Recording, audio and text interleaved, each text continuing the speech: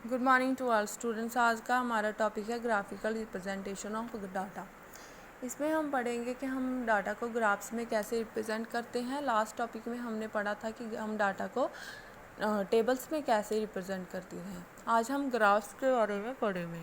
Graphs क्या होता है? It is a way of analysing numerical data. Numerical data को एनालाइज करने का एक मेथड होता है।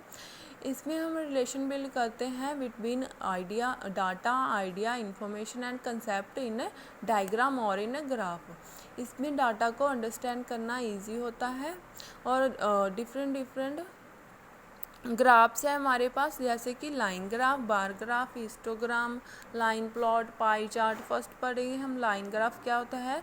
ये एक लीनियर ग्राफ होता है जिसमें हम डाटा को कंटिन्यूस डाटा को डिस्प्ले करते हैं। ये यूज़फुल होता है फ्यूचर के इवेंट्स को प्रेडिक्ट करने के लिए।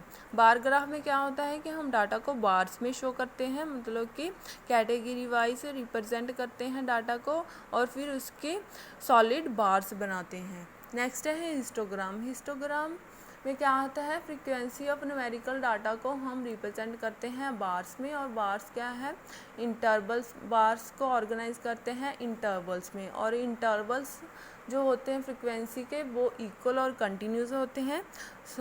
All the bars have the same width. Histogram में क्या होता है कि जितनी भी बार्स बनाई गई होती हैं उनकी विड्थ जो है सेम होती है। लाइन प्लॉट में क्या होता है, हम डाटा की फ्रीक्वेंसी को नंबर लाइन पे शो करते हैं। नेक्स्ट है फ्रीक्वेंसी टेबल। फ्रीक्वेंसी टेबल में क्या होता है कि the table show the number of pieces of data that falls within the given. इसमें हम टेबल बनाते हैं जिसको हम फ्रीक्वेंसी में मतलब नंबर्स में शो करते हैं इन अ गिवन इंटरवल्स। नेक्स्ट है सर्कल ग्राफ। सर्कल ग्राफ को हम पाई चार्ट भी बोलते हैं, जो कि शो करता है relationship of parts of the whole. जैसे कि हमने पॉपुलेशन को ले लिया, एक मतलब कि विलेज की पॉपुलेशन को हम सर्कल में कंसिडर करेंगे, मतलब कि वो 100% है। फिर उसमें कैटेगरीज आ जाएंगी, जैसे कि चिल्ड्रन हो गए, अडल्ट हो गए।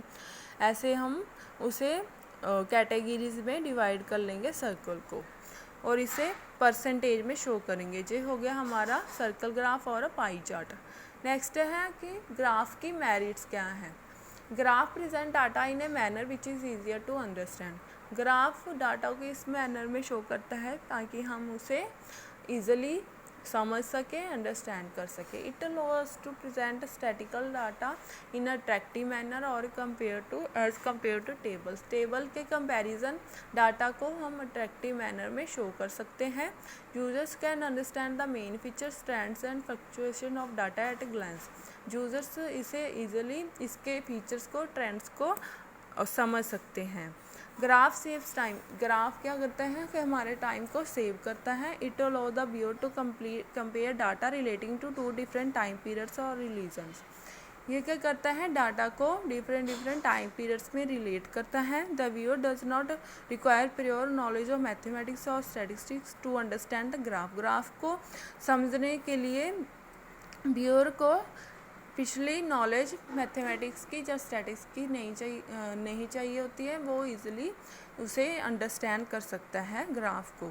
We can use a graph to locate the mode, median and mean values of a data. हम डाटा को हम ग्राफ को यूज़ करते हैं कि हम मीन, मीडियन एंड मॉड की वैल्यूज़ को शो कर सकें, लोकेट कर सकें। मतलब कि mean, median and mode values को भी हम डाटा ग्राफ में लोकेट कर सकते हैं।